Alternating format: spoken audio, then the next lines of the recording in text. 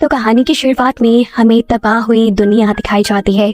पूरी जमीन बंजर हो चुकी थी सिवाय ऑस्ट्रेलिया के एक इलाके के जिसका नाम था green place of different mothers. यहाँ की जमीन में पानी बचा था, खेती करके फल उगाए जाते थे और यहाँ बहुत सी औरतें भी रहती थी। इसी इलाके में फ्यूरियोसा नाम की एक लड़की एक पके हुए फल को लेने के लिए जब आई तो उसे अपने इलाके के पास कुछ हलचल सुनाई दी। करीब जाकर देखा तो वहाँ बहुत से बाइकर्स थे, जिसमें से एक के बाइक का ऑयल पाइप फ्यूरियोसा काट देती है और जैसे ही दूसरी बाइक का पाइप काटने वाली होती है तो दूसरा बाइकर उसे देख लेता है। इससे पहले कि वो उसे पकड़ता, फ्यूरियोसा उसके टांग में कोई नाइफ स्टैब करते हुए वहाँ से भाग गई। भागते हुए उसे जोर जोर से सीटी बजाना शुरू कर दी थी, जिससे उस इलाके के लोगों को वहाँ आने वाले खतरे के बारे में पता चल गया। इससे पहले कि वो भी बचकर आबादी वाले इलाके में पहुँच पाती, बाइकर एक रोप उसकी तरफ उड़ाते हुए उसे रोकने में कामयाब हो जाता है और ये लोग फ्यूरियोसा को उठाकर वहाँ से ले जाने लगते हैं। दूसरी तरफ फ्यूरियोसा की मॉम और वहाँ के सारे वॉरियर्स अपने घोड़ों पर सवार फ्यूरियोसा को बचाने के लिए इन बाइकर्स का पीछा करने लगे थे। घोड़े पे सवार ये फ्यूरियोसा की मॉम चलते बाइक के ऊपर से बाइकर का गला काट देती है, जिसके बाद उन्होंने उसका ये बाइक ले लिया। इससे पहले कि इसी बाइक के जरिए वो फ्यूरियोसा को बचाने के लिए निकल जाती, इलाके के लोग उसे कुछ बीज देते हैं और ये याद दिलाते हैं कि जो कुछ भी हो जाए दूसरे इलाके के लोगों को ग्रीन प्लेस का पता नहीं चलना चाहिए और जो लोग ग्रीन प्लेस देख चुके हैं उनमें से कोई जिंदा ना बच पाए। कि सुनते ही वो तेजी से आगे निकल जाती है और गन से हमला करते हुए एक बाइकर को मार डालती है।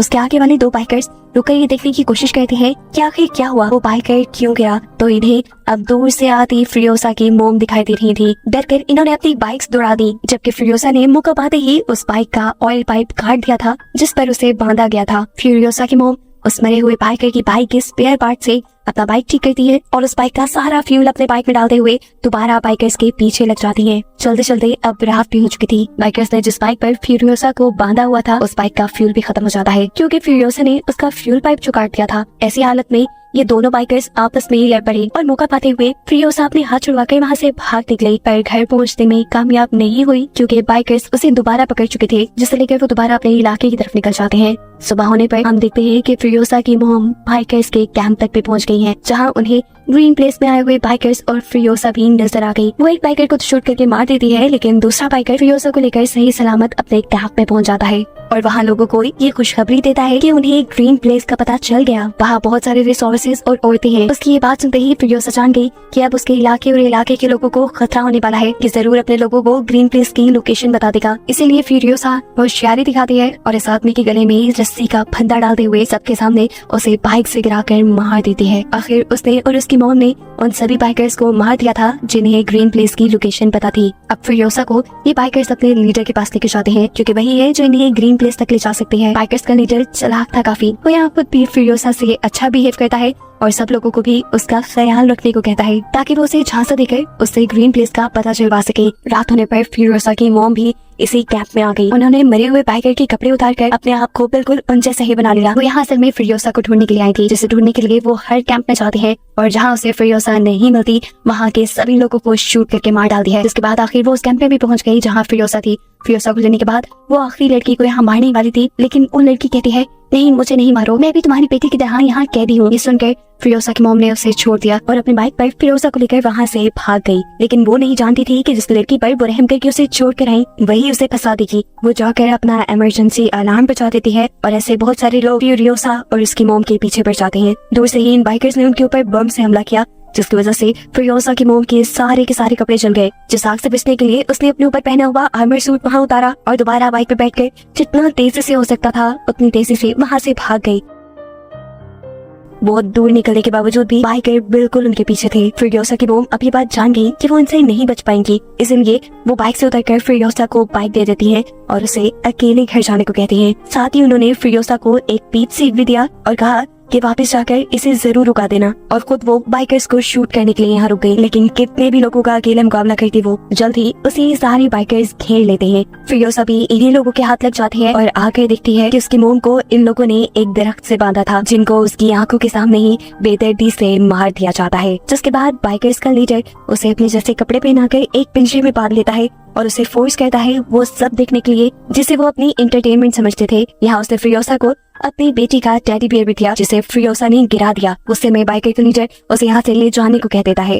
उसके साथ एक बूढ़ा आदमी भी जा रहा था, जो फ्यूरियोसा को कहता है अगर तुम मुझसे लिखना पढ़ना सीख लो तो तुम हमारे लीडर के लिए एक काम का बंदा बन जाओगी, ऐसे वो तुम्हें टॉर्चर नहीं करेंगे। लेकिन फिरोजा किसी की सुनने वाली नहीं थी। वो चुपके से अपने हाथ के ऊपर टैटू बनाती है इस जगह से ग्रीन प्लेस तक का, क्योंकि उसे उम्मीद थी वो एक ना एक दिन ग्रीन प्लेस वापस जरूर जाएगी। और उसे ये भी डर था कि कहीं उस वक्त तक वो रास्ता भूल गई तो, इसीलिए उसने पूरा रास्ता, पूरा मैप अपने बाजू पे ही बना डाला। खैर वक्त गुजरता है और हम देखते हैं कि एक दिन ये सभी बाइकर्स कहीं जा रहे थे तो दूर उन्हें एक लाल धुआं उड़ता दिखाई देता है। उन्हें पता चला कि वहाँ लोग रह रहे होंगे। ये लोग उस धुएं का पीछा करते हुए वहाँ पहुंचे तो वहाँ उन्हें एक वॉर बॉय मिला जो उन्हें यहाँ के सिटाडेल यानी यहाँ के किले तक ले गया। किले में इमोर्टल जॉय की हुकूमत चलती थी। उसके पास पानी था, वो यहाँ खाना उगाता था और यही खाना वो अपने सोल्जर्स को दिया करता था। उसने अपने सोल्जर्स को ऐसा गाइड किया हुआ था कि वो उसके लिए मरने को भी तैयार थे। ये बाइकर्स जिनके पास रिसोर्सेज की कमी थी वो इमोर्टल जॉय से कहते हैं कि अगर तुमने हमारे साथ कोऑपरेट ना किया और हमें चीजें ना दी तो हम तुम्हारे साथ जंग कर लेंगे। लीडर की ये बात सुनकर उसका मजाक उड़ाने वाले अंदाज में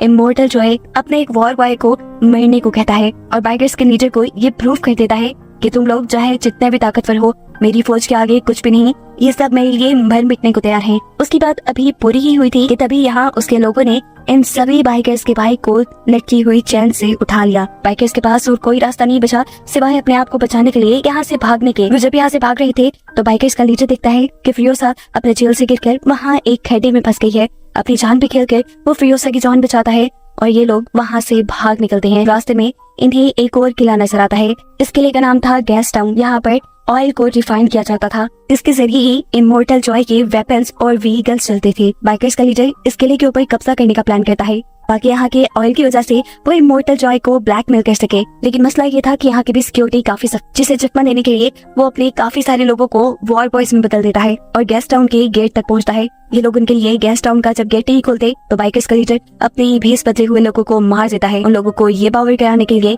कि इन्होंने इमोर्टल जॉय के किले के ऊपर कब्जा कर लिया और उनके लोग अब उसके गुलाम हैं। ये देखते हुए गैस टाउन वालों ने भी उसके लिए ये दरवाजे खोल दिए। गैस टाउन पर कब्जा करने के बाद सबसे पहले बाइकर्स का लीडर यानी डिमेंटस इस टाउन के लीडर की फिंगर्स काट कर इमोर्टल जॉय को भेजता है, जो देखकर इमोर्टल जॉय जान गया कि अब आहिस्ता आहिस्ता डिमेंटस के हाथ पावर आ रही है। उसकी सारी की सारी पावर उस ऑयल की वजह से है जिसके ऊपर अब डिमेंटस ने कब्जा कर लिया है। इसलिए वो डिमेंटस को मीटिंग का पैगाम भिजवाता है। डिमेंटस और चाहता ही क्या था, उसे तो खुद बेसिक सप्लाईज चाहिए थी जो इमोर्टल जॉय के पास थी, जिसकी डील करने के लिए वो गैस टाउन के लीडर को लेकर उसके सामने आ जाता है।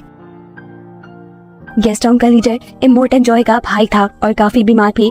उसके बॉडी के कई फंक्शंस उसके जिस्म पे लगी मशीन्स के जरिए होते थे। डिमेंटस इमोर्टल जॉय को ब्लैकमेल करने के लिए उसके भाई को इसी मशीन के जरिए पहले टॉर्चर करता है और फिर जान से ही मार डालता है। जिसके बाद उसने इमोर्टल जॉय से कहा, मैंने पूरे गैस टाउन के अंदर बॉम्ब लगा दिए हैं, जिन बॉम्ब्स को एक्टिवेट या डिसेबल करने का तरीका सिर्फ मुझे ही पता है। अगर तो तुम अपने गैस टाउन को बचाना चाहते हो तो सीधी तरह मुझे गैस टाउन का लीडर बना दो, नहीं तो तुम्हारे हाथ तुम्हारा गैस टाउन भी नहीं रहेगा। वो जब ये बात कर रहा था तो इमोर्टल जॉय की नजर फिरोजा पे थी। इमोर्टल जॉय कहता है, ठीक है मैं गैस टाउन तुम्हारे नाम कर दूंगा, पर इसके बदले मुझे तुम्हारी बेटी और एक बाइकर चाहिए। फिरोजा इमोर्टल जॉय की बात करते हुए कहती है, मैं इसकी बेटी नहीं हूँ, इन्होंने मेरी मॉम को मारकर मुझे किडनैप किया है। फिरोजा की इस बात से डिमेंटस को भी गुस्सा आ गया। वो उसके हाथ से अपनी बेटी का टॉय ले लेता है और उसे इमोर्टल जॉय के हवाले करके यहाँ से चला जाता है। फिरोजा को अब ऐसी जगह ले जाया गया जहाँ पर इमोर्टल जॉय की बहुत सी बीवियां रहती थी। फिरोजा भी अब इनकी तरह ही इमोर्टल जॉय की एक बीवी बनकर उसके हरम में रहने वाली थी। ये सारी की सारी औरतें बहुत अच्छी थी, वो फिरोजा के साथ अच्छा सलूक भी करती हैं, लेकिन फिरोजा सिर्फ इसी चीज पे फोकस करती है कि कैसे इमोर्टल जॉय